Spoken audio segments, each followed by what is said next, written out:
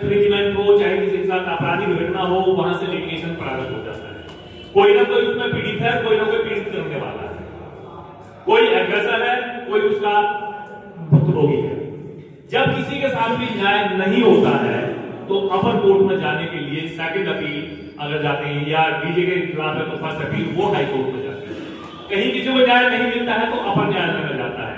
तो न्याय बेसिकली किसको मिलना चाहिए? जो पीड़ित है, और वो पीड़ित जनता ही होती है, चाहे वो एफआईआर के रूप में हो, चाहे सिविल लाइफ के रूप में हो। कहीं कोई पटवारी गलत पूरेबंदी कर दी, किसी पटवारी ने गलत हिस्सेदारी कर दी, उसके आधार पर कहीं किसी के गलत हिस्से बन गए, या किसी ने किसी की प्रॉपर्टी में कब्जा कर लिया। आमतौर पर यही है। अगर देखा जाए व्यापारी वर्ग से संबंधित है तो कहीं अकाउंट रेंडिशन का मामला आता है, किसी ने किसी के साथ इंफ्रिंजमेंट कर लिया कॉन्ट्रैक्ट का, किसी ने किसी का पैसे हड़प लिए, किसी ने माल दिया कि अच्छा नहीं दिया, खराब दिया। बहुत सारे लिटिगेशन इसी टाइप के चलते हैं, यानी कि कॉर्पोरेट लिटिगेशन जिसको बोला जाता है। चाहे वो फिर कंपनी और बड़े बड़े चले तो कंपनी में मर्जर के मामले हो, कंपनी के शेयर्स के मामले हो, वो सब कॉर्पोरेट में आते हैं। लेकिन कहीं ना कहीं कोई पीड़ित है तो कोई पीड़ित करने वाला है। जब वो अपने न्याय के लिए जाते हैं, जिसके साथ अन्याय होता है, जिसको लगता है कि मेरे साथ न्याय नहीं हुआ है, वो अपर कोर्ट में जाता है। तो अगर अपर कोर्ट उन सब लोगों के लिए नजदीक हो तो उन्हें जाना आसान होगा। सही बात है नहीं? आज हमारी यहां से 700 किलोमीटर दूर हाई कोर्ट है, और आप अगर वहां कोई लिटिगेशन, चाहे छोटा है, चाहे रिट के रूप में है, चाहे अपील के रूप में है, चाहे प्राइमरी जो जुडिशन है उसके लिए हाई कोर्ट में जाते हैं, तो वहां जाकर के सबसे पहले आपको प्रेजेंटेशन देना पड़ेगा, अपने आप को प्रेजेंट करना पड़ेगा। 700 किलोमीटर जाएंगे, सबके पास साधन नहीं है कि अपने बाई एयर जा सकें, बाई रोड जा सकें। कोई रिजर्वेशन से जा रहे हैं, हो सकता है रिजर्वेशन ना मिले, तो किस तरह इलाहाबाद तक पहुंचते हैं वो चीज हमने भी देखी है। तो इतना परेशान होकर के जब वहां पहुंचते हैं, पूरा दिन बर्बाद होता है, रात को वहां रुकते हैं, बहुत अच्छा भी होता है, अगले दिन फोटो खींचता है, उसके बाद में फिर वो पिटीशन फाइल होता है। और एक चीज आप सब लोगों ने, यहाँ के पश्चिम उत्तर प्रदेश के लोगों ने जो इलाहाबाद तक गए हैं, देखा होगा कि वही काम अगर पूर्व का होगा तो इलाहाबाद के वही वकील उससे 10,000 रुपए चार्ज करेंगे। अगर वही काम सेम बिल्कुल अगर इधर का जाओगे उससे 10 लाख रुपए चार्ज करेंगे। कम से कम 2-2 लाख रुपए, 3-3, 5-5 लाख रुपए तो लेते ही लेते हैं। काम तो वही है, फिर यहां से इतना ज्यादा क्यों? क्योंकि वहां ये परसेप्शन है कि जो पश्चिम से आ रहा है वो बहुत धनाढ्य है, उसके पास तो बहुत पैसा है, वो तो नेशनल कैपिटल के पास रह रहा है, पैसा है ही वहां, सारा पैसा पश्चिम उत्तर प्रदेश में लगता है, वहीं से पैदा होता है।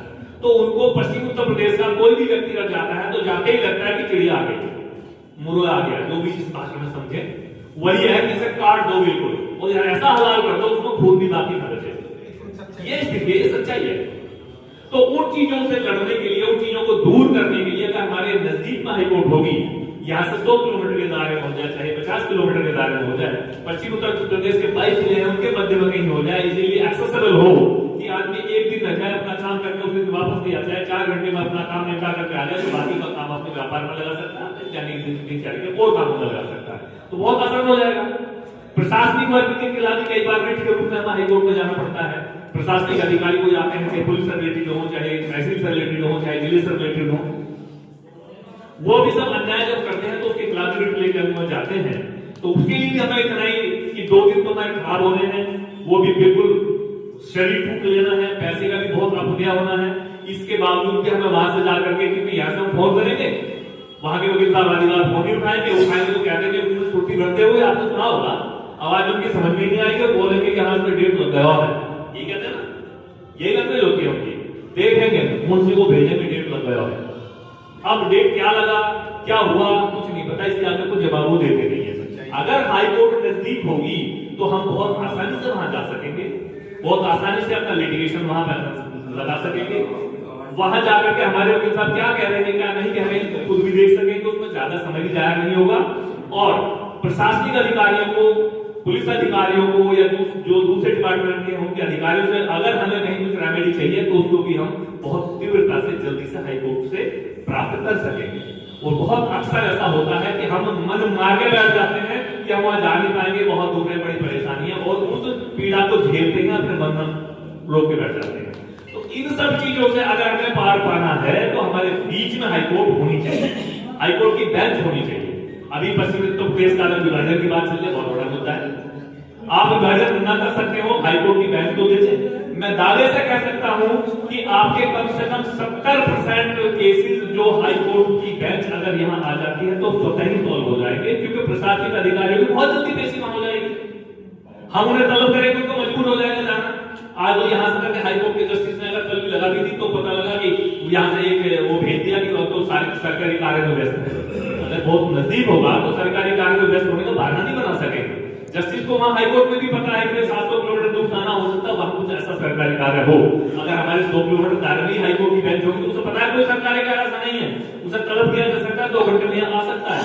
तो सेम डे जैसा हम गाजियाबाद में करते हैं कि किसी केस में अगर सुबह में कोई काम नहीं हुआ तो आफ्टर लंच रखा लेते हैं और आईओ को तलब करवा लेते हैं। जो भी इन्वेस्टिगेशन ऑफिसर होता है तो पोस्ट लंच उसको तलब करा लेते हैं, वो जाता है फिर और उसी दिन उसका समाधान हो जाता है जो भी परेशानी होती है। तो ऐसा समाधान हाईकोर्ट की बेंच अगर हमारे नजदीक होगी तो वो भी हो सकता है। तो ये जो मांग है हमारी, इसमें लीड हम कर रहे हैं एडवोकेट लीगल फ्रेटर्निटी होने की वजह से। वस्तुतः ये मांग जो है ये आम पब्लिक की है और हम पब्लिक को इसमें हमारा समर्थन करना चाहिए। इसके लिए मेरा भी संघर्ष समिति में मेरे बच्चों को लीड करती है, उससे बात हुई है। उन्होंने उनसे लेना एक अपना निवेदन रखा है, एक अपना प्रस्ताव रखा है कि हम इसको पब्लिक का मुद्दा बनाने के लिए गांव से शुरू करें। गांव से स्टार्ट करते हैं, हर गांव से वकील है, उस वकील को जिम्मेदारी है अपने गांव के 50 आदमी जोड़ कर हम वहां पहुंचेंगे। हम 5 टीम बनाए बार एसोसिएशन की अपनी और 5 टीमों के लोग वहां पहुंचे, 5 गांव में पहुंचेंगे। वहां से पैदल मार्च करते हुए अलग अलग गांव में होते ब्लॉक लेवल पर रुकेंगे। ब्लॉक लेवल का अगले सप्ताह या नेक्स्ट संडे का प्रोग्राम को ब्लॉक लेवल से अलग अलग होते हुए तहसील लेवल पर रुकेंगे। तहसील लेवल पे एक उसमें पूरा का पूरा जब इकट्ठा होगा तो मुझे लगता है कि 2-4 हजार आदमी इकट्ठा हो जाएंगे, सब गांव में आएंगे, जब इस तरह का निवेदन करेंगे। अगर जब तहसील लेवल से सब जगह हो जाएगा तो एक पब्लिक को ये लगेगा कि हमारा मुद्दा है, उससे जुड़ेंगे, कनेक्ट होंगे, फिर डिस्ट्रिक्ट लेवल पर प्रदर्शन करेंगे। तो जब डिस्ट्रिक्ट लेवल पर 22 जिले प्रदर्शन करेंगे तो मुझे लगता है 22 के 22 जिले ठप हो सकते हैं। अगर 22 जिले ठप हो जाएंगे तो ये सूचना यहाँ नहीं केंद्र तक पहुंचेगी। अभी पिछले 2 ही महीने हुए हैं, समय ज्यादा ले रहा हूं लेकिन मुझे लगता है ऐसा, पिछले 2 ही महीने हुए हैं, महाराष्ट्र में 5वीं बेंच केवल 6 जिलों के लिए कॉन्स्टिट्यूट कर दी गई और केवल अखबार के माध्यम से हमें पता लगा कि 5वीं बेंच भी वहां कॉन्स्टिट्यूट कर दी गई है। कोई किसी तरह का एजुकेशन नहीं, किसी तरह का कोई हो हल्ला नहीं, किसी तरह की कोई डिमांड ऐसे लोग यहाँ का हो सकता है तक ना पहुंचे उन लोगों की, लेकिन केवल 6 जिले के लिए आप उम्मीद करेंगे, केवल 6 जिले के लिए 5वीं बेंच एक ही प्रदेश में, जो कि प्रदेश सबसे छोटा है जनसंख्या में भी और क्षेत्रफल में भी। और हमारे यहाँ 2 बेंच है, केवल एक प्राइमरी कोर्ट होगी इलाहाबाद में और एक उसकी बेंच होगी लखनऊ। यहाँ से अगर कोई जाता तो 700 किलोमीटर या 700 किलोमीटर दूर के लिए बेंच नहीं है और वहां 6 जिलों के लिए बेंच हो सकती है, तो यहाँ क्यों नहीं हो सकती? ये चीजें हमें समझनी पड़ेगी। हमारे व्यापारी वर्ग का समर्थन, इसमें सहयोग आगे रहा है। अभी हमारे अध्यक्ष महोदय ने कहा है आगे भी इसमें सहयोग होता रहेगा। तो ये तो रही हाईकोर्ट की बात कि हाईकोर्ट की बेंच हमारे बीच में होनी चाहिए। और क्यों जरूरी है इसका एक छोटा सा मैंने रखा है। जब इस मुद्दे को लेकर के आगे बढ़ेंगे तो आपसे सहयोग की अपेक्षा रहेगी। मुझे उम्मीद है कि जैसा मेरे मेरे घर में मुझे अभी पीछे सहयोग दिया है, जैसा आज मुझे स्नेह और प्यार दिया है, वैसा ही प्यार हमारी आगे आवाज में होना चाहिए। 2-3 मुद्दे और रखे हैं जो सामने है, ये हमारे सामने विचार हुआ है। हमने हमारी कार्यकारिणी में अध्यक्ष जी के माध्यम से आश्वस्त करना चाहता हूं अपने पूरे व्यापार मंडल को कि जो अननेसेसरी स्ट्राइक आपने मुद्दा उठाया था, हमारी कार्यकारिणी के तीनों की पोस्ट जो होती है वरिष्ठ उपाध्यक्ष हमारे सचिव होते हैं, मैं आपके सामने उपस्थित हूँ, हमने निर्णय ले लिया है कि अननेसेसरी की कोई स्ट्राइक हमारी गाजियाबाद कोर्ट में नहीं होगी। अभी पिछले 17 तारीख की जो ये आपने कॉल किए बंद रखा, केवल ये एकमात्र स्ट्राइक हमारे 1.5 महीना हो चुका है, केवल एक स्ट्राइक रही है। किसी वकील का दुखा बन जाए कोई स्ट्राइक नहीं, किसी वकील के घर में परिवार वालों के साथ कैजुअलिटी हो जाए उसकी कोई स्ट्राइक नहीं। हाँ, वकील साहब कह ले, उनसे कॉन्डोलेंस कह ले, उनसे शोक सभा कह ले, वो होगी। हमारे आदरणीय सुनील भगत जी हमारे पूर्व अध्यक्ष और बार काउंसिल के लिए प्रत्याशी भी थे, उनका पीछे अभी निधन हुआ असामयिक, तो उसके लिए हमने शोक प्रस्ताव रखा और उसमें हमने पूरी जुडिशरी को, कोई जज एक्सपायर हो जाता है वहां के या कोई कर्मचारी हमारी कोर्ट के एक्सपायर हो जाता है तो हम उनके लिए शोक प्रस्ताव रखते हैं। कोई जज हमारे लिए वकील के लिए नहीं रखता, लेकिन उसमें हमने 6 तारीख का था, उसमें हमने पूरी जुडिशरी को इसके लिए कंपाइल किया, हमने कहा और उन्होंने भी सहयोग दिया और पूरी जुडिशियल स्ट्राइक कह सकते हैं इसको, वैसे इसको कहते हैं full court reference. Full court reference उस दिन हुआ और पूरी जुडिशरी ने भी उन्हें शोक संवेदना के साथ शोक प्रस्ताव भी पारित किया और अपनी संवेदनाएं भी व्यक्त की, शोक सभा भी आयोजित की। तो ऐसा कोई होगा तो स्ट्राइक होगी, अदरवाइज तो बिना किसी कॉज के, बिना किसी कारण के, बिना मतलब की कोई स्ट्राइक नहीं होगी। ये मैं अपनी पूरी कार्यकारिणी की तरफ से आपको आश्वस्त करता हूं, खास करेगा बिल्कुल। एक चीज आई थी हमारे यहाँ अभी मैसेज में रखी थी, पार्किंग की समस्या रखी। पार्किंग के बारे में हमारा विचार हो चुका है, बहुत सारे ऐसे मुद्दे हैं जो आपने रखे, तो ऑलरेडी विचार कर चुके हैं। हम पार्किंग के लिए बहुत जल्दी, बड़े शीघ्र ही हम वहां के लिए स्टिकर जारी करने वाले हैं, जो इलेक्ट्रॉनिक स्टिकर होंगे और उसके साथ साथ उसका मोबाइल नंबर, 2 स्टिकर आप लगेंगे उसके ऊपर, और उनकी भी पार्किंग की व्यवस्था की हमारी बातचीत चल रही है और बहुत शीघ्र आपकी पार्किंग की समस्या भी दूर हो जाएगी और फिर फ्रीली कोई भी आदमी किसी भी समय कोर्ट में बिना किसी कपड़ा बिछाए हुए किसी बाइक में या किसी चीज में आराम से जा सकेगा। हमें याद है 3 साल पहले हमारे इसी प्रांगण में इसी पार्किंग की और अव्यवस्थित पार्किंग की और मोटरसाइकिल खड़ी होने की वजह से हमारे एक वकील साथी को हार्ट अटैक आया और हम उनको लेकर के हॉस्पिटल तक नहीं जा पाए, एम्बुलेंस अंदर तक नहीं आ पाई, हॉस्पिटल जाते जाते रास्ते में उनकी डेथ हो गई। तो वो चीज, वो मंजर हमें ध्यान है। इस पार्किंग की समस्या भी हम कर रहे हैं। एक आती है प्रशासन के द्वारा जो व्यापारियों के साथ आने वाली समस्याएं हैं, इसमें आश्वासन चाहा गया है, उसके बारे में भी बताना चाह रहा हूं। अभी आप सबको अवगत और आश्वस्त कर देना चाहता हूं मैं कि पुलिस कमिश्नर के साथ बैठ करके हमारी इस बारे में चर्चा हो चुकी है। जो भी अननेसेसरी की चाहे चोरी की घटनाएं हो तो थानाध्यक्ष को उसके लिए लायबल हैवी किया जाएगा, ये बात हमारी उससे हुई है। थानाध्यक्ष के बिना जानकारी के या बिना उनके जो सो कॉल्ड कलेक्शन अमीन ही कह सकते हो आप, जो भी रहते हैं चौकी इंचार्ज जहां भी रहते हैं, उनकी बिना सूचना के, बिना जानकारी के ऐसी चीजें नहीं होगी। और अगर कहीं हो भी जाती है, अगर वो ईमानदारी से चाहे तो बहुत जल्दी खुल भी जाती है। अगर नहीं खुल रही है तो इसका मतलब है कि वो कहीं ना कहीं गवर्नमेंट का है, उसको कहीं एक्सेप्ट नहीं कर रही है। इस बारे में हमारी चर्चा कमिश्नर साहब से रहते हुई है पुलिस कमिश्नर से, और उन्होंने इस बारे में निर्देश भी जारी कर दिए हैं, सभी थानाध्यक्ष को जारी कर दिए हैं। और समीक्षा बैठक अभी बार के अध्यक्ष होने की वजह से बार एसोसिएशन के हमारे सचिव अध्यक्ष एक समीक्षा बैठक भी प्रति वहां होती है, उसमें एक बार हम कई बार निवेदन कर चुके हैं। अगली समीक्षा बैठक में हम बात करके, और मेरा विचार तो ये है कि आप सब लोगों को साथ लेकर के ऐसी समीक्षा बैठक हम अपनी तरफ से थानों पर ही करेंगे। थानेदार को वहां बुला करके थाने पर आके तो वहां होगा ही, और उनसे पूछा जाएगा कि ये समस्याएं व्यापारी की हो रही है, ये समस्या यहाँ लोकल आदमियों की हो रही है, ये दूर क्यों रही हो, इनका समाधान क्या है। और अगर वो हिरावाली करेंगे तो मैं आपको आश्वस्त कर देना चाहता हूं कि वो थानेदार किसी भी थाने का वहां नहीं रहेगा, क्योंकि पुलिस कमिश्नर से हमारी बात हो चुकी है। जहां तक सुरक्षा की बात है, जहां तक सेफ्टी की बात है, जो तहसील की बात है, एसडीएम जो है उनके लेवल पर भी हम मॉनिटरिंग मीटिंग की होती है, उसमें एसडीएम से भी जो भी लोकल है, पटवारी सबसे ज्यादा समस्या पटवारी पैदा करता है, ऐसा मेरा मानना है। जबरदस्ती की गलत एग्जीक्यूट करेगा, इधर की उधर करेगा, लोगों को उलझाएगा, बात समाधान के लिए पहुंचेगी तो एक से पैसे लेगा, दूसरे के खिलाफ रिपोर्ट मंगा लेगा, दूसरे लेगा पहले के खिलाफ रिपोर्ट मंगा तो उलझाएगा, अपने पैसे कमाए जाएगा। ये एक प्रैक्टिस है, सभी जानते हैं कि नहीं है। इसके समाधान के लिए भी हम लोगों ने विचार किया है और इस पर जल्दी कुछ ना कुछ निर्णय लेंगे। बार एसोसिएशन की तरफ से जो भी समस्याएं हमारे आम लोगों को हो, हमारे व्यापारी वर्ग को हो, हमारे किन्हीं भी लोगों को, उन पे हम पूरी तरह से कीन सीरियस हैं, ये मैं आश्वस्त कर देना चाहता हूं। और हम अपना पूरा प्रयास, पूरा फोकस, हर तरह से पूरा प्रयास 100% जो प्रयास करते हैं वो करेंगे इसके बाद। तो ये कुछ चीजें हैं। इसके अलावा भी टाइमली अगर कोई समस्याएं आप लोगों के सामने आती है तो मेरा नंबर सभी के पास है, 24 घंटे खुला है। मेरे सचिव साहब का, मेरे वरिष्ठ उपाध्यक्ष महोदय का नंबर सबका खुला है, 24 घंटे खुला रहता है, कभी बंद या फ्लाइट मोड पर नहीं होगा। कोई भी समस्या आपको रात में हो या दिन में किसी भी तरह की होती है तो तुरंत कॉल कर सकते हैं, उसका ध्यान एंड देर समाधान करने का 100% प्रयास किया जाएगा। उम्मीद करता हूँ कि आगे वाली समस्याएं तो बहुत ही समाधान हो जाएगी। और अगर इसके बावजूद हमें कहीं आना भी पड़ा रात में, आप बुलाएंगे तो रात में आपका भाई आपके साथ खड़ा रहेगा। अपने आवाज पर ऐसे क्षेत्र के व्यापारियों के प्रति आपका प्यार बरकरार रहे। मैं इसी के साथ निवेदन करूंगा, हमारे व्यापार मंडल के जिले के महामंत्री मेरे भाई, बड़े भाई श्री पंकज जी ने वो अपने विचार रखे। इतना नरम स्वभाव कम लोगों का देखने को मिलता। हमेशा मार्गदर्शन और जो बात सही है सही को सही करना और गलत को गलत। कई बार आपने मुंह देखी सी बात कर देते हैं, मैं भैया बना लूँ। सरल स्वभाव ही ऐसा अभी इधर को चले, कोई इधर चले। भाई बता रहे कह रहे मेरे को कॉल लेट आई, सुबह सुबह फोन, पूरा पश्चिम उत्तर प्रदेश बंद है, मुरादनगर में भी 2 घंटे का सहयोग कर। व्यापारियों में तो ज्यादा बर्डन डालना नहीं चाहिए, 2 ही घंटे अगर बंद हो जाए तो बहुत है। क्योंकि भाई साहब आपका पहली बार कोई आदेश हुआ है और पूरा प्रयास रहेगा।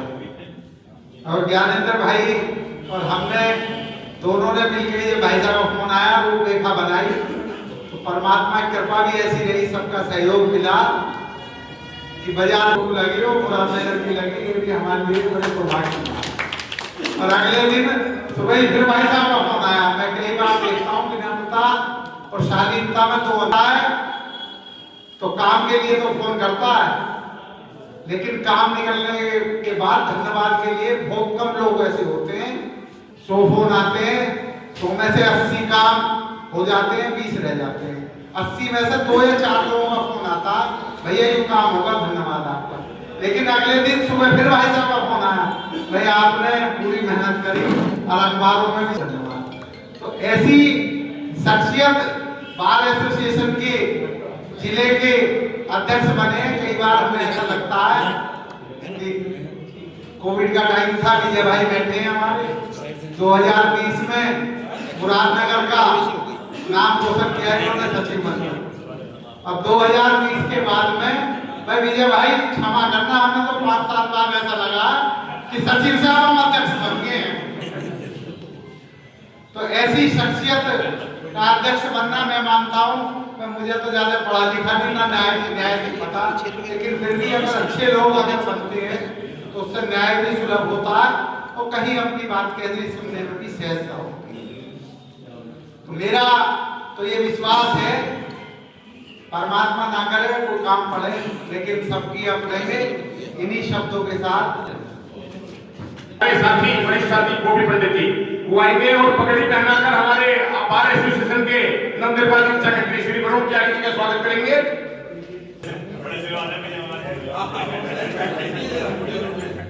स्वागत करेंगे आकाश अग्रवाल जी। श्री उत्तम त्यागी अपने विचार रखेंगे।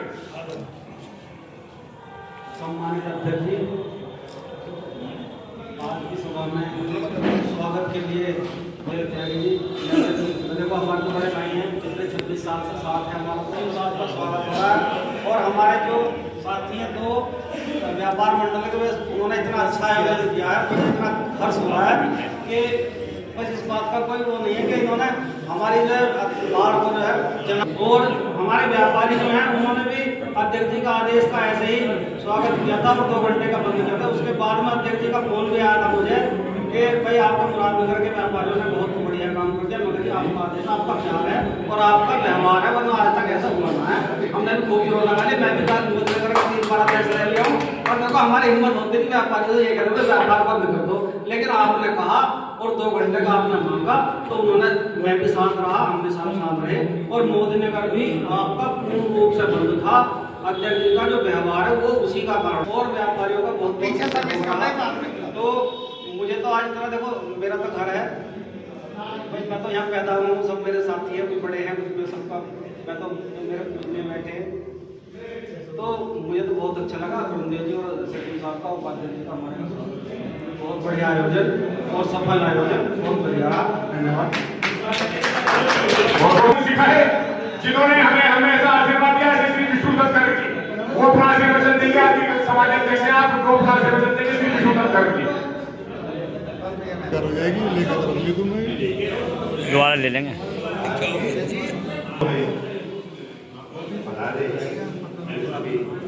लाओ लाओ, मुझे दे दो उठा के। उसकी वजह आपको बताई है। अध्यक्ष मेरे छोटे भाई माननीय श्री विष्णुदेव त्यागी जी, सचिव श्री वरुण त्यागी जी, वरिष्ठ उपाध्यक्ष श्री आदेश कुमार जो हमारे प्राप्त करके हैं, और आप भी हमारे बहुत अच्छा ये लगा, पता लगा कि आपका निर्वाचन हुआ है, तो बहुत ही खुशी की और बहुत ही अच्छी बात है। और इसके बाद जो आयोजक मंडल है, यहाँ का हमारा व्यापारी वर्ग ज्ञानेंद्र सिंह जी, उत्तर प्रदेश के पंकज जी, हमारे जिले के माननीय छोटे भाई भाजपा के जिलाध्यक्ष पूर्व भाई अर्जुन भारती जी, संजीव वर्मानी जी, नवीन सिंघल जी और हमारे रामकिशन बंधु जी, मेरे सहयोगी हैं, बड़े पत्रकार हैं और सभा में उपस्थित हमारे सभी गाँव के पूर्व प्रधान, सारे के सारे लोग, सारे नगर के सम्मानित लोग, गाजीबाद से प्रधान सभी भाइयों, सबका हार्दिक अभिनंदन है। और त्यागी जी को मैं पूरी टीम के साथ उन्हें अपनी तरफ से बहुत बहुत बधाई देता हूँ, बहुत बहुत कामना करता हूँ कि आने वाले समय में आप इसी तरह ऊंचाई पर छुए और ये कार्य करते रहे, इस पर आपकी मदद करें। एक चीज़ मैं जरा कहना चाहता हूँ त्यागी जी से कि थोड़ा सा अगर हो सके तो बाहर में बिना वजह के लिए बहुत हड़ताल होती है, बात कार्यों को बड़ी दिक्कत होती है, थोड़ा सा अपने प्रभाव का इस्तेमाल करके इस दिशा में अच्छा हो सके। एक जजेस का एक चीज़ मैं वो कहना चाहूँगा आपसे कि जो केस डिसाइड हो गए हैं, डिसाइड की तरफ है, जजमेंट में है, लेकिन उनका जजमेंट नहीं होगा तो फाइल पड़ी रहती है 8-10 बार सरकार में रहते लोग और बहुत परेशानी होती है। जब जजमेंट का फाइल है तो जजमेंट निकाल करके खत्म करें और खत्म हो जाएगा तो बिना फाइलों का लोड भी खत्म होगा और लोगों को राहत मिलेगी।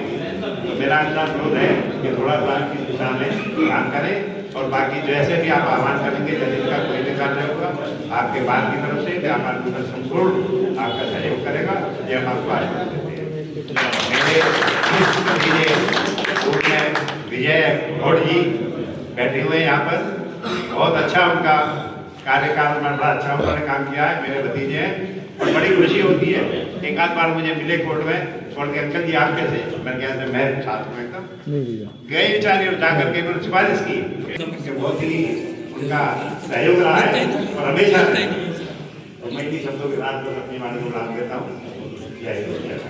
मुराद मेरे को बड़ा सौभाग्य मिला है, एक बार भैया जोरदार ताली अपने लिए बजा दो, ये तो सब हम लोगों में